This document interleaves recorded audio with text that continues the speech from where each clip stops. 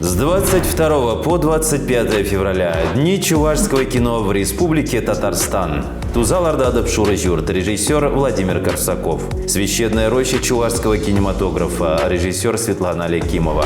В Красном море, режиссер Андрей Митешин. Наследие, режиссер Юрий Сергеев. Юман, режиссер Елена Рябцева. Хуранживе, режиссер Зоя Ларионова. 22 февраля в 18:00, 23 февраля в 12:00, Казань, кинотеатр «Мир». 24 февраля в 11:30, деревня Старая Тимошкина Аксубаевского района. В 15:00, город Нурлат, кинотеатр «Грани».